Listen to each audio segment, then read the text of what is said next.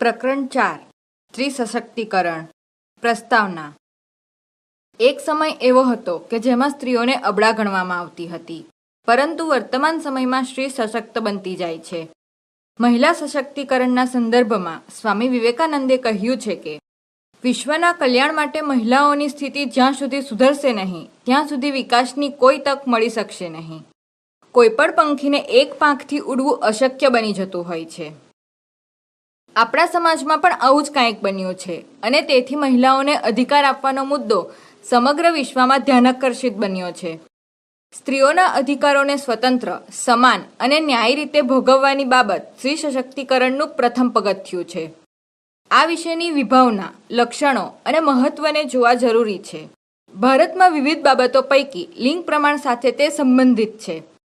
જેમ જેમ મહિલાઓ વિશેનો ખ્યાલો બદલાતા ગયા, એના વિકાસ વિશેના અભિગમો વિકસતા ગયા અને વિકાસ પ્રક્રિયામાં એને અમલ કરવામાં આવી એવી શૈક્ષણિક, આર્થિક, સામાજિક, રાજકીય અને આરોગ્યના ક્ષેત્રે સ્ત્રીઓનું સશક્તિકરણ વધવા લાગ્યું। ભારતનું બંધારણ, કાયદાઓ તેમજ સ્ત્રીઓ વિશેની વિવિધ કલ્યાણ યોજનાઓ અને કાર્યક્રમોને લીધે સ્ત્રી સશક્તિકરણને વેગ મળ્યો। વિદ્યાર્થી મિત્રો, આપણે આ એકમમાં સશક્તિકરણ, સ્ત્રી સશક્તિકરણ, અર્થ અને તેના લક્ષણો, મહત્વ, ભારતમાં લિંગ પ્રમાણ, સ્ત્રી સશક્તિકરણ માટેના વિવિધ કાર્યક્રમો, કલ્યાણકારી યોજનાઓ અને સ્ત્રીઓ વિશેના કાયદાકીય માહિતી મેળવીશું। સ્ત્રી સશક્તિકરણનો અર્થ। સશક્તિકરણ એટલે કે એમ્પાવરમેન્ટ। આ શબ્દનો ઉદ્ભવ 1970ના દાયકામાં લેટિન અમેરિકામાં શિક્ષણ અંગેની ચર્ચામાં થયો હોવાનું ઇવલિન હસ નોંધે છે। નારીવાદી વિચારકો અને કમર્શિયલો એ ખ્યાલને આગળ વધાર્યો। 1980 પછી આ ખ્યાલનો વધુને વધુ ઉપયોગ થવા લાગ્યો। ભારતના સમાજશાસ્ત્રી યોગેન્દ્રસિંહ નોંધે છે તેમ સશક્તિકરણની વિભાવના વિશાળ સૂચિતાર્થો ધરાવે છે। સશક્તિકરણનો ખ્યાલ કાળા અને સીમાંત સમૂહોની સામાજિક ચળવળની વિચારસરણીમાંથી ઉદ્ભવ્યો। તેમાં સંસાધનોની ઉપલબ્ધિ, વ્યવસાય, શિક્ષણ, આરોગ્ય પર ભાર મૂકવામાં આવ્યો। ભારતના સંદર્ભમાં સ્ત્રીઓના સશક્તિકરણ માટેની ચળવળ અને વિચારસરણી સ્વાતંત્ર્ય ચળવળ અને સ્ત્રી મુક્તિના સંદર્ભમાં જોવા મળે છે। સશક્તિકરણ એટલે કે એમ્પાવરમેન્ટમાં પાવર એટલે સત્તા, નિર્ણય લેવાની પ્રક્રિયા અંગે ઉદાર વિચાર સાથેનો ગાઢ સંબંધ। સ્ત્રી સશક્તિકરણમાં શક્તિ, પાવર મહત્વની છે, જેમાં બળ અને પ્રભાવ સમાવિષ્ટ છે। સરળ શબ્દોમાં જોઈએ તો મહિલા સશક્તિકરણનો અર્થ મહિલાઓમાં એવા પ્રકારની શક્તિ હોવી જેમાં પોતાના જીવન નિર્વાહ માટે પોતાની ઈચ્છા અનુસાર કરવા માટે સક્ષમ તથા સ્વતંત્ર હોય। રેણુકા પામેયા મુજબ મહિલા સશક્તિકરણ એટલે સામાજિક ન્યાય અને ક્ષમતા અથવા મહિલાની સ્વતંત્ર ઓળખ અથવા તેનો મનુષ્ય રૂપમાં સ્વીકાર કરવો। સુશીલા પારીખ મુજબ મહિલા સશક્તિકરણ એટલે મહિલાઓનું શક્તિ સંપન્ન થવું। શક્તિ અને સાધન બંને જીવનની ગુણવત્તા સાથે જોડાયેલી અવધારણાઓ છે। આમ સ્ત્રી સશક્તિકરણ પરિવર્તનશીલ અને બહુઆયામી અવધારણા છે, જેમાં સ્ત્રીઓની આત્મછબી અને સામાજિક છબીમાં પરિવર્તન આવે છે। મહિલાઓને એક વ્યક્તિ ગણી તેને સશક્ત બનાવી, નિર્ણયમાં સામેલ કરવી, સત્તા અને પદ આપવા અને તેની શક્તિઓનો સ્વતંત્ર રીતે વિકાસ કરવો તે તેના મૂળભૂત પાયામાં છે। ચંદ્રિકા રાવલ સ્ત્રી સશક્તિકરણને સમજાવતા તેના લક્ષણો નીચે મુજબ દર્શાવે છે। સ્ત્રી સશક્તિકરણ એક પ્રક્રિયા છે। આ પ્રક્રિયામાં સ્ત્રીઓને પોતાનું સ્થાન અને મોકળાશ મળે છે। આ પ્રક્રિયા સ્ત્રીઓ દ્વારા સામૂહિક રીતે સભાનપણે કરાયેલા પ્રયત્નોની શૃંખલા છે। તે સ્ત્રીઓને હકોની અનુભૂતિ કરાવે છે। તે સત્તાની નવી સંકલ્પના છે। તે સામાજિક પરિવર્તનની પ્રક્રિયા છે। તે સ્ત્રીઓની સભાનતા, અનુભવ, વિચાર, વર્તન વગેરે સાથે સંકળાયેલ છે।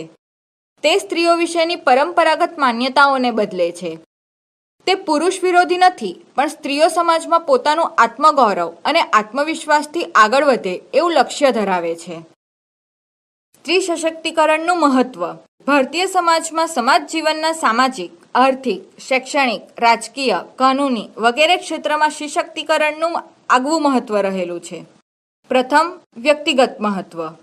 વિવિધ ક્ષેત્રો ઉપરાંત વ્યક્તિગત રીતે સ્ત્રીઓમાં જાગૃતિ આવે, પ્રશ્નો અને પડકારોનો સામનો કરી શકે, કુશળતા વિકસી શકે, નિર્ણયાત્મક સત્તા પ્રાપ્ત કરી શકે અને સ્ત્રીઓ પોતાનું મૂલ્ય સમજી સામાજિક વિકાસમાં યોગદાન આપી શકે, સ્વમાન, સમજણ અને સન્માન મેળવી શકે તથા અન્યાયોને ગંભીરતાપૂર્વક દૂર કરવા કાર્યાન્વિત બની શકે એવા બહુવિધ પાસાના સંદર્ભમાં સ્ત્રી સશક્તિકરણ આવશ્યક છે. બીજું, સામાજિક મહત્વ.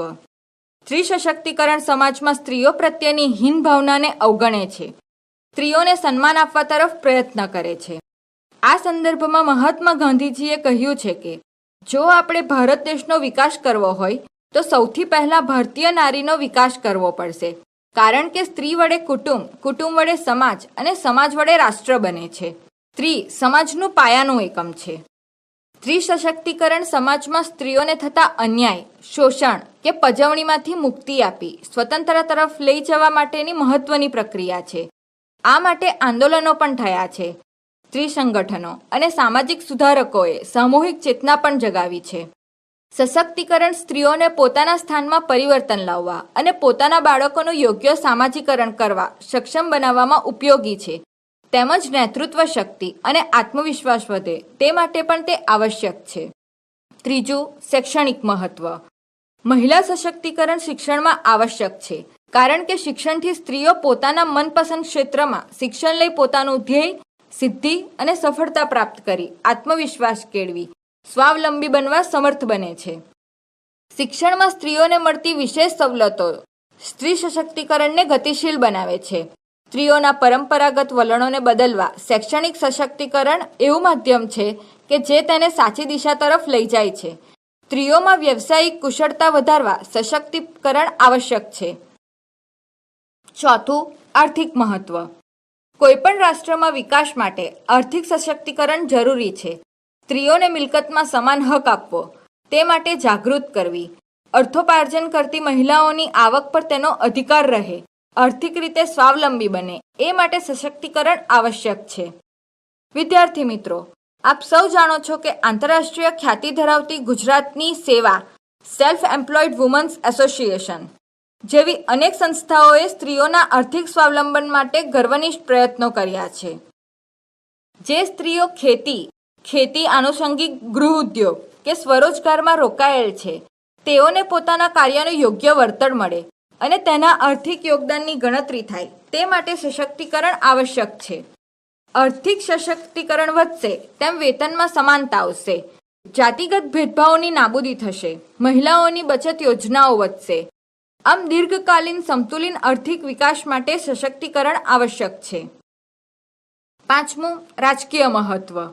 સશક્તિકરણનો ખ્યાલ રાજકીય ક્ષેત્ર સાથે સંકળાયેલો છે. ભારતના બંધારણમાં આર્ટિકલ 14, 15 અને 16માં રાજ્ય સ્ત્રી પુરુષ સમાનતાનો અધિકાર, સ્ત્રી પુરુષ લિંગભેદ સામે પ્રતિબંધ અને રોજગારીની તકોમાં સમાનતાનો અધિકાર આપ્યો છે.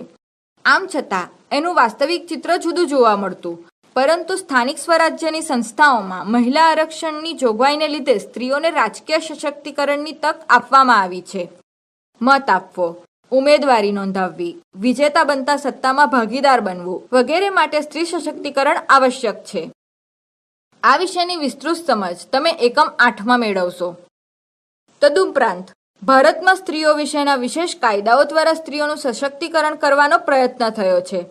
સ્ત્રીઓમાં આરોગ્ય અને સ્વાસ્થ્ય સંબંધિત સભાનતા કેળવાય તે માટે મહિલા સશક્તિકરણ આવશ્યક છે. ભારતમાં લિંગ પ્રમાણ. દર 1000 પુરુષોએ સ્ત્રીઓની સંખ્યા લિંગ પ્રમાણ દર્શાવે છે. જીવ વિજ્ઞાનની દ્રષ્ટિએ સ્ત્રીઓ પુરુષો કરતાં મજબૂત હોવાથી પુરુષો કરતાં વધુ જીવે છે, પરંતુ કેટલાક પરિબળોના લીધે સમાજમાં સ્ત્રી પુરુષના પ્રમાણમાં તફાવત સર્જાય છે, જેનાથી લિંગ અનુપાત અને અસમાન લિંગ પ્રમાણની સમસ્યા સર્જાય છે. ભારત અને ગુજરાતમાં દર 1000 પુરુષોએ સ્ત્રીઓનું પ્રમાણ. વર્ષ 1901 ભારતમાં લિંગ પ્રમાણ 972 અને ગુજરાતમાં 954. વર્ષ 1951 ભારતમાં લિંગ પ્રમાણ 946 અને ગુજરાતમાં 952. વર્ષ 2011 ભારતમાં લિંગ પ્રમાણ 940 અને ગુજરાતમાં 918. ઉપરયુક્ત કોષ્ટક પરથી આપણે ભારત અને ગુજરાતના લિંગ પ્રમાણને અનુક્રમે જોઈએ. ભારત. સ્વતંત્રતા પહેલા 1901માં દર 1000 પુરુષોએ સ્ત્રીઓની સંખ્યા 972 સ્વતંત્રતા પછીના દાયકામાં 1951માં 946 અને છેલ્લી વર્ષથી ગણતરી 2011માં 940 છે. એટલે કે સ્ત્રીઓની સંખ્યા ઘટતી જાય છે. ગુજરાતના આંકડા જોઈએ તો 1901માં 954, 1951માં 952 અને 2011માં 918 છે. એટલે કે સ્ત્રીઓની સંખ્યા સતત અને અસાધારણ રીતે ઘટતી જાય છે. 1951થી 2011માં 36 આંકનો ઘટાડો સૂચવે છે, જે સમાજ માટે ચિંતાજનક ગણાય. વિદ્યાર્થી મિત્રો, ભારત અને ગુજરાતના 2011ની વસ્તી ગણતરી મુજબ ગ્રામીણ શહેરી લિંગ પ્રમાણ જોઈએ. ભારત અને ગુજરાતમાં ગ્રામીણ શહેરી લિંગ પ્રમાણ. ભારતમાં કુલ 940, જેમાંથી ગ્રામીણમાં 947 અને શહેરીમાં 926. ગુજરાતમાં કુલ 918, જેમાં ગ્રામીણમાં 947 અને શહેરીમાં 880. ઉપરયુક્ત કોષ્ટક પરથી જોઈ શકીએ છીએ કે ભારતમાં અને ગુજરાતમાં સામાન્ય સ્ત્રી પુરુષ જાતિ પ્રમાણમાં મોટો તફાવત અનુક્રમે 940 અને 918 હોવા છતાં બંને સ્થળે ગ્રામ વિસ્તારોમાં આ પ્રમાણ 947 છે. બીજી બાજુ દેશ કરતાં ગુજરાતમાં સ્થળાંતરની પ્રક્રિયા અને તેમાં પણ એકલું પુરુષોના સ્થળાંતરની પ્રક્રિયા અસરકારક હોવાને પરિણામે રાજ્યના ગ્રામ વિસ્તારોમાં 947 અને શહેરી વિસ્તારોમાં 880 મોટો તફાવત નોંધાયો છે. વિદ્યાર્થી મિત્રો, આપણે ભારત અને ગુજરાતમાં દર 1000 પુરુષોએ સ્ત્રીઓનું પ્રમાણ જોયું. ગ્રામીણ શહેરી આંકડાઓની વિગત મેળવી. હવે 0 થી 6ના વય જૂથના બાળકોમાં જાતિ પ્રમાણ જોઈએ તો લગભગ બધા જ રાજ્યો અને કેન્દ્રશાસિત પ્રદેશોમાં તે ચિંતાજનક છે. 2011ની વસ્તી ગણતરી પ્રમાણે ભારતમાં બાલિકાઓનું પ્રમાણ 914 છે. ગુજરાતમાં આ પ્રમાણ 890 છે. સૌથી વધારે પ્રમાણ મિઝોરમમાં 971 છે, જ્યારે સૌથી ઓછું પ્રમાણ પંજાબમાં 846 છે. ભારતના વિવિધ રાજ્યોમાં સ્ત્રી પુરુષના વધતા અને ઘટતા પ્રમાણ સમાજમાં લિંગ પ્રમાણની અસમાનતા ઊભી કરે છે, જેના માટે કુદરતી જૈવિકીય બાબતો, સ્થળાંતર અને સ્ત્રીઓ પ્રત્યેનો સામાજિક સાંસ્કૃતિક દ્રષ્ટિકોણ જવાબદાર છે. પ્રત્યેક રાજ્ય આ અસમાનતા દૂર કરવા અનેક વિવિધ કાર્યક્રમો અને યોજનાઓ ઘડીને તેના અસરકારક અમલ પર ભાર મૂકે છે. સ્ત્રી સશક્તિકરણ માટેના કાર્યક્રમો. ભારતના બંધારણના આમુખ મૂળભૂત અધિકારો, મૂળભૂત ફરજો અને માર્ગદર્શક સિદ્ધાંતમાં જાતિ સમાનતા, જેન્ડર ઇક્વાલિટીનો ઉલ્લેખ કરેલો છે. દેશનું બંધારણ મહિલાઓને સમાનતા આપે છે. એટલું જ નહીં, પરંતુ રાજ્યની મહિલાઓની તરફેણમાં વિધેયાત્મક પગલાં ભરવાની સત્તા આપે છે. સ્વતંત્રતા બાદ ભારતની વિકાસ નીતિમાં 5 વર્ષીય યોજનામાં સ્ત્રી સશક્તિકરણ માટેના વિવિધ કાર્યક્રમોને સમર્થન મળે છે. 5મી પંચવર્ષીય યોજના સમયે 1974થી 1978, વિશ્વભરમાં યોજાયેલ આંતરરાષ્ટ્રીય મહિલા વર્ષ 1975, મહિલા દશાબ્દી 1976થી 1985 એને સમર્થન આપે છે. 1990માં ભારતની સંસદે કાયદાથી મહિલાઓ માટે રાષ્ટ્રીય કમિશનની રચના કરી. 1993માં મહિલાઓ સામેના તમામ પ્રકારની ભેદભાવની નાબૂદીના સંમેલન થયા અને ત્યારબાદ મહિલાઓની સમસ્યાઓના સંદર્ભમાં સ્વૈચ્છિક સંસ્થાઓએ પણ મહિલા સશક્તિકરણ માટે મહત્વની ભૂમિકા ભજવી. વિદ્યાર્થી મિત્રો, મહિલા સશક્તિકરણ માટેના કાર્યક્રમો ઘણા વિશાળ ફલક પર જોઈ શકાય, પણ અહીં આપણે મહિલાઓના સશક્તિકરણ માટેની રાષ્ટ્રીય નીતિ 2011ના સંદર્ભમાં મૂલવાનનો પ્રયત્ન કરીશું. ગુજરાત નારી ગૌરવ નીતિ ઘડાઈ છે. આ બંને નીતિમાં સ્ત્રી સશક્તિકરણ માટેના ઘણા પાસાઓનો સમાવેશ થાય છે, જેનું ધ્યેય મહિલાઓની સત્તા, ઉત્કર્ષ અને વિકાસનું છે. આપણા અભ્યાસક્રમને અનુલક્ષીને આપણે શૈક્ષણિક, આર્થિક, આરોગ્યલક્ષી કાર્યક્રમો તેમજ કલ્યાણકારી યોજનાઓની ચર્ચા કરીશું. પ્રથમ, શૈક્ષણિક કાર્યક્રમો. ગાંધીજીએ કહેલું કે જો તમે એક છોકરાને શિક્ષણ આપો છો તો તમે એક વ્યક્તિને શિક્ષણ આપો છો, પરંતુ જો તમે એક છોકરીને શિક્ષણ આપો છો તો તમે આખા કુટુંબને શિક્ષણ આપો છો. સ્વતંત્ર ભારતમાં બંધારણ દ્વારા સ્ત્રી અને પુરુષ સમાનતાના મૂલ્યને સ્થાપિત કરવા સ્ત્રી શિક્ષણ પર ભાર મુકાયો. સ્ત્રીઓના સંદર્ભમાં સશક્તિકરણની રાષ્ટ્રીય નીતિમાં પણ સ્ત્રી શિક્ષણની આવશ્યકતાને સ્વીકારવામાં આવી. સ્ત્રી શિક્ષણને વેગ આપવા ભારત સરકાર તરફથી અનેક કાર્યક્રમો હાથ ધરવામાં આવ્યા. ગુજરાતના સંદર્ભમાં કેટલાક કાર્યક્રમો જોઈએ. કન્યા કેળવણી રથયાત્રા, જેમાં પ્રાથમિક શિક્ષણમાં કન્યાઓનો પ્રવેશ દર વધારવા માટે તેમજ પ્રાથમિક શિક્ષણની ગુણવત્તામાં સુધારો કરવા માટે શાળા પ્રવેશોત્સવ સમગ્ર રાજ્યમાં લોકભાગીદારીથી કરવામાં આવે છે. તેજસ્વી વિદ્યાર્થીઓનું સન્માન. ધોરણ 10 અને ધોરણ 12ની બોર્ડની પરીક્ષામાં મહેનત ધગશથી બોર્ડમાં ક્રમાંક મેળવનાર વિદ્યાર્થીઓને સન્માનિત કરી વિશેષ શિષ્યવૃત્તિ આપવામાં આવે છે. આવા વિદ્યાર્થીઓ સાથે વાર્તાલાપ યોજીને અન્ય વિદ્યાર્થીઓને, ખાસ કરીને કન્યાઓનો શિક્ષણ પ્રત્યે રસ જાગૃત કરવામાં આવે છે. સર્વ શિક્ષા અભિયાન. સ્ત્રી શિક્ષણને વેગ આપવા માટે સર્વ શિક્ષા અભિયાન હેઠળ કન્યા કેળવણી અંગેના જાગૃતિ કાર્યક્રમો યોજવામાં આવે છે. પ્રચાર અને પ્રસાર માધ્યમોનો ભરપૂર ઉપયોગ કરવામાં આવે છે. શાળા લોકાર્પણ. ખાસ કરીને કન્યાઓ શિક્ષણથી વંચિત ન રહી જાય તે માટે અંતરિયાળ ગામોમાં શાળા સ્થાપીને કે શાળામાં સાધન સગવડો વધારીને તેના લોકાર્પણ કાર્યક્રમ દ્વારા સ્ત્રી શિક્ષણને વેગ આપવામાં આવે છે. સાયકલ વિતરણ. ઉચ્ચ પ્રાથમિક શાળામાં અભ્યાસ કરવાની ઈચ્છા ધરાવતી કન્યાઓને ગામથી 3 કિલોમીટરના અંતરે આવેલી શાળામાં જવા માટે સાયકલ વિતરણ કાર્યક્રમ દ્વારા કન્યા કેળવણીમાં અવરોધરૂપ બનતી પરિસ્થિતિને દૂર કરવાના પ્રયત્નો થાય છે. અનાજનું વિતરણ. આદિવાસી વિસ્તારની 1 થી 7 ધોરણમાં ભણતી અને 70% હાજરી નોંધાવતી કન્યાઓને પ્રોત્સાહિત કરવા તેમજ વાલીઓના સ્ત્રી શિક્ષણ પ્રત્યેના હકારાત્મક વલણને વેગ આપવા વિનામૂલ્ય અનાજ વિતરણના કાર્યક્રમો યોજીને આદિવાસી વિસ્તારમાં શાળાનો ડ્રોપ આઉટ રેશિયો ઘટાડવામાં આવે છે. તદુપરાંત શિક્ષણનો અધિકાર આરટી રાઇટ ટુ એજ્યુકેશન, સપ્તધારા, ગુણોત્સવ વગેરે સંબંધી જાણકારી આપતા કાર્યક્રમો યોજીને તેમાં પણ કન્યા કેળવણી પર ભાર મૂકવામાં આવે છે. આમ શિક્ષણ સંબંધિત કાર્યક્રમોમાં કન્યા કેળવણી પર ભાર મૂકીને સ્ત્રી સશક્તિકરણના પ્રયાસો કરવામાં આવે છે. બીજું, આર્થિક કાર્યક્રમો. સ્ત્રી સશક્તિકરણ માટે આર્થિક સ્વાતંત્ર્ય અનિવાર્ય છે. આર્થિક સ્વાવલંબન વ્યક્તિને સામર્થ્યવાન બનાવે છે.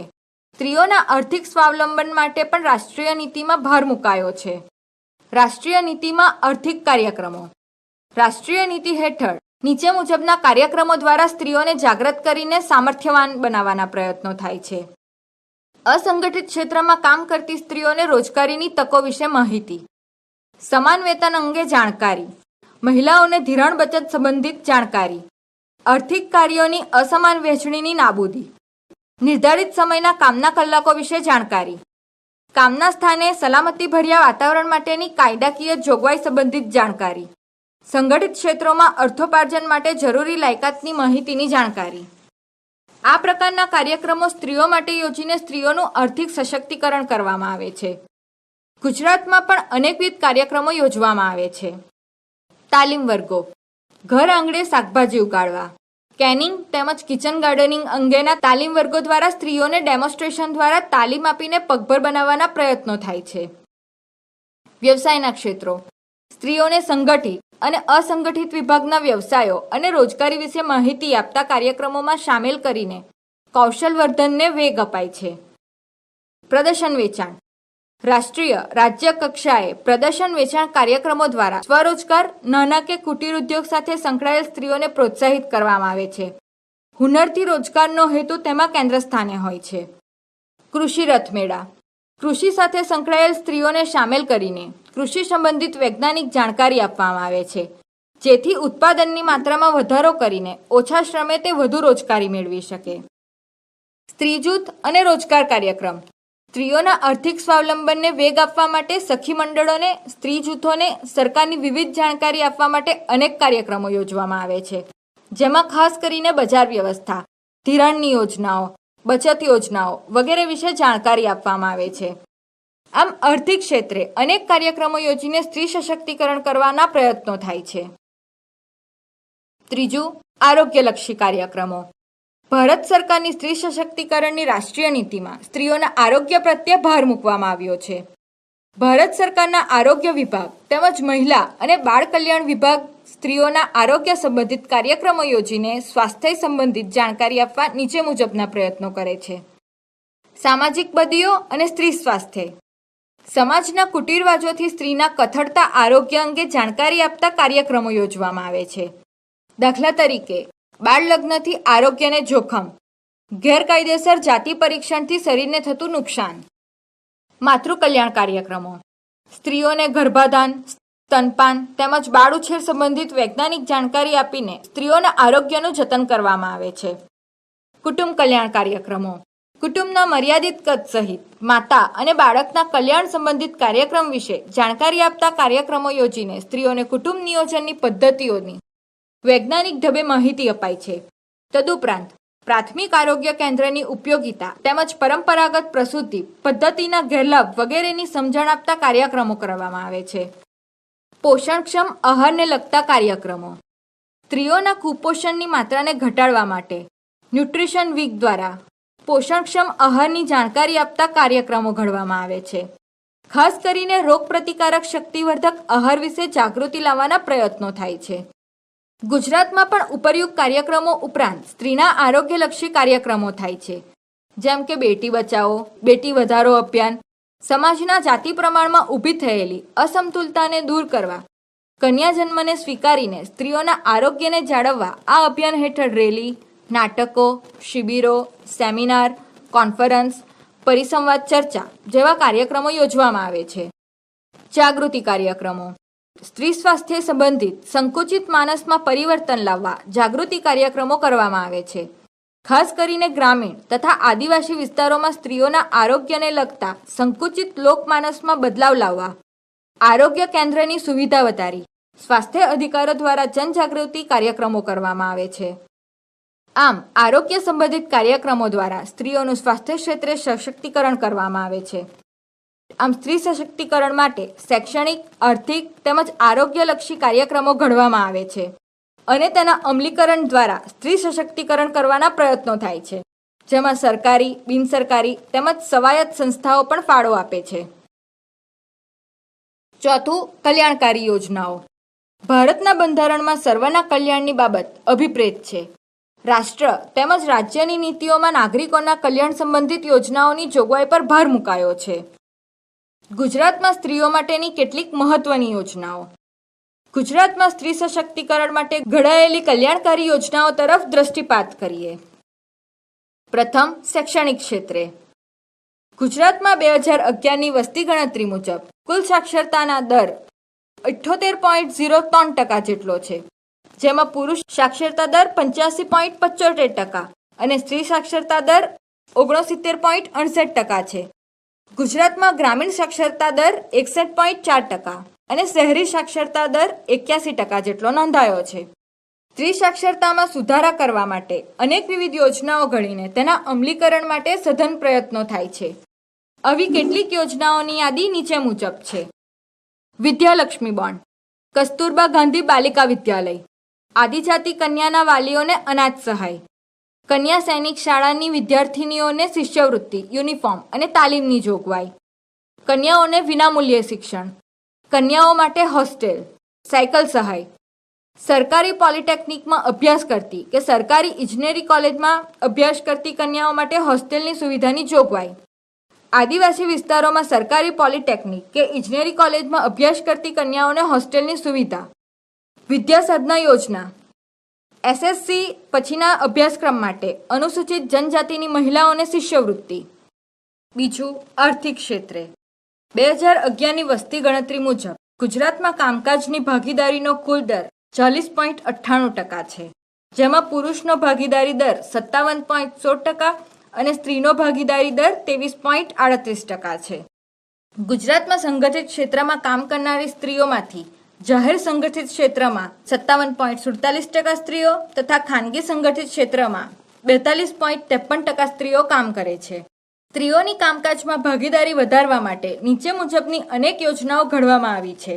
સ્ત્રીઓ માટે તાલીમ યોજના, સ્ત્રીઓ માટે ખાસ રોજગાર કચેરીની સ્થાપના, મિશન મંગલમ યોજના, આજીવિકા કેન્દ્રો, ગ્રામીણ વિસ્તારોમાં સ્વસહાય જૂથોના ફેડરેશનની યોજના, માતા યશોદા ગૌરવ નીતિ, ઘર દીવડા યોજના, વર્કિંગ વિમેન હોસ્ટેલ સુવિધા યોજના, મહિલા સંચાલિત ગ્રામ્ય દૂધ ઉત્પાદક મંડળીઓ તેમજ મહિલા પશુપાલકો માટેની પ્રોત્સાહક સહાય યોજનાઓ વગેરે યોજનાઓનું અમલીકરણ કરીને સ્ત્રીઓનું આર્થિક સશક્તિકરણ કરવામાં આવે છે. ત્રીજું, આરોગ્ય ક્ષેત્રે. કોઈપણ રાષ્ટ્ર કે રાજ્યમાં ગુણવત્તાયુક્ત વસ્તી પર ભાર મૂકવામાં આવે છે. જન્મ મૃત્યુ દરની સપ્રમાણતા, આરોગ્ય અને પોષણક્ષમ આહાર, જાતિગત સપ્રમાણતા વગેરે બાબતોને લક્ષ્યમાં રાખીને યોજનાઓ ઘડવામાં આવે છે. ગુજરાતમાં આરોગ્યની સુખાકારી માટે અનેક યોજનાઓ ઘડવામાં આવી છે, જેમ કે ચિરંજીવી યોજના, ઈ મમતા, બેટી વધાવો યોજના, કસ્તુરબા પોષણ સહાય યોજના, જનની સુરક્ષા યોજના, દીકરી યોજના, આશા વર્કર માટે પ્રોત્સાહન યોજના, નર્સિંગ શાળામાં અભ્યાસ વિદ્યાર્થીઓને સ્ટાઇપેન્ડ, માતા અને હોસ્પિટલ માટે સહાય, કિશોરી શક્તિ યોજના, રાજીવ ગાંધી બાલિકા સમૃદ્ધિ યોજના સબલા, ઇન્દિરા ગાંધી માતૃત્વ સહયોગ યોજના વગેરે યોજનાઓ દ્વારા સ્ત્રીઓના આરોગ્યને સુધારવાના પ્રયત્નો થાય છે. ચોથું, સામાજિક ક્ષેત્રે નબળા વર્ગની સ્ત્રીઓના ઉત્કર્ષ માટે ગુજરાતમાં સામાજિક કલ્યાણના હેતુથી નીચેની વિવિધ યોજનાઓ ઘડાઈ છે. ભગવાન બુદ્ધ રાજ્ય શિષ્યવૃત્તિ, ડોક્ટર આંબેડકર સરકારી છાત્રાલયો, ડોક્ટર સવિતા આંબેડકર આંતરજ્ઞાતીય લગ્નોને પ્રોત્સાહન માટેની સહાય, કુંવરબાઈનું મામેરું મંગળસૂત્ર યોજના, માઈ રમાબાઈ આંબેડકર 7 ફેરા સમૂહ લગ્ન યોજના, મહિલાઓ માટે સીવણ વર્ગોની તાલીમ તથા આર્થિક સહાય, સરસ્વતી સાધના યોજના, વિકલાંગ વિધવા મકાન સહાય યોજના, વિધવા પેન્શન યોજના, વિધવાઓના આર્થિક પુનર્વસન માટે તાલીમ અને સાધન સહાય યોજના, બળાત્કારનો ભોગ બનેલ મહિલાને આર્થિક વળતર યોજના, વિવિધલક્ષી મહિલા કલ્યાણ યોજના, અભિયમ 181 મહિલા હેલ્પલાઇન યોજના, સરકારી મહિલા આશ્રય ગૃહોની સુધારણા, માનસિક રીતે અસ્થિર અથવા HIV એઇડ્સ ગ્રસ્ત મહિલાઓ માટે આશ્રય ગૃહોની યોજના, મુખ્યમંત્રી મહિલા પાણી સમિતિ પ્રોત્સાહન યોજના, સુરક્ષા સેતુ યોજના, સમરસ મહિલા ગ્રામ પંચાયતને સહાય યોજના. આ યોજનાઓ દ્વારા સમાજમાં વંચિત કે નબળા વર્ગની સ્ત્રીઓને સહાય કરીને તેનું સશક્તિકરણ કરવામાં આવે. પાંચમું, રમતગમત ક્ષેત્રે સ્ત્રીઓના શારીરિક માનસિક વિકાસ માટે સ્ત્રી ખેલાડીઓને પ્રોત્સાહન આપવા ગુજરાતમાં અનેક યોજનાઓ ઘડવામાં આવી છે, જે નીચે મુજબ છે. મહિલા આત્મરક્ષણ માટેની યોજના પડકાર, મહિલા ખેલાડીઓને શિષ્યવૃત્તિ, અનુસૂચિત જાતિની મહિલા ખેલાડીને પુરસ્કાર યોજના. આ પ્રોત્સાહક યોજનાઓ દ્વારા સ્વસુરક્ષતા હેતુથી સ્ત્રીઓની રમતગમત ક્ષેત્રે ભાગીદારી વધારવામાં આવે છે. સરકારની આવી પ્રોત્સાહક યોજનાઓ અને કાર્યક્રમો દ્વારા સ્ત્રી સશક્તિકરણ કરવામાં આવે છે, જેમાં સરકારી ઉપરાંત બિનસરકારી તેમજ સ્વાયત્ત સંસ્થાઓ મહત્વની ભૂમિકા ભજવે છે. સ્ત્રીઓ અને કાયદાઓ. વિદ્યાર્થી મિત્રો, આપણે સ્ત્રી સશક્તિકરણ માટેના કાર્યક્રમો તેમજ કલ્યાણકારી યોજનાઓ જોઈ. હવે આપણે સ્ત્રીઓની સ્થિતિ સુધારવા માટે ઘડવામાં આવેલી સ્ત્રીલક્ષી કાયદાઓની જાણકારી 3 વિભાગમાં વર્ગીકૃત કરીને સમજીએ. પ્રથમ, સ્ત્રીઓના બંધારણીય અધિકારો. બંધારણીય કાયદો એ કોઈપણ દેશનો મૂળભૂત કાયદો કહેવાય. ભારતમાં સામાજિક પરિવર્તન લાવવા માટે સ્ત્રીઓના દરજ્જામાં સુધાર કરવા કાયદાકીય જોગવાઈ કરીને સ્ત્રીને પુરુષ સમાન દરજ્જો અને તકની સમાનતા આપવામાં આવી છે. બંધારણની કલમો દ્વારા સ્ત્રીઓને માટે વિશેષ જોગવાઈ કરવામાં આવી છે, એટલે કે સ્ત્રીઓને બંધારણીય અધિકારો આપવામાં આવ્યા છે, જેમાં જીવન જીવવાનો, પુખ્ત વયે લગ્ન કરવાનો, સ્વપસંદથી લગ્ન કરવાનો, છૂટાછેડા મેળવવાનો, પુનર્લગ્ન કરવાનો, પતિ કે પિતાની મિલકતમાંથી વારસો કે હિસ્સો મેળવવાનો, ત્યક્તા સ્ત્રી તરીકે પતિ પાસેથી ભરણ પોષણ મેળવવાનો, અત્યાચારથી બચવા પતિથી અલગ રહેવાનો, સ્વકમાણી અને સ્ત્રીધન પર સંપૂર્ણ હક મેળવવાનો, નબળા વર્ગની સ્ત્રીઓને ફક્ત કાનૂની સહાય મેળવવાનો, શોષણાત્મક પ્રથાઓ સામે રક્ષણ મેળવવાનો, શિક્ષણ, વ્યવસાય અને રાજકારણમાં અનામત બેઠકો દ્વારા વિશેષ હકો મેળવવાનો વગેરેનો સમાવેશ થાય છે.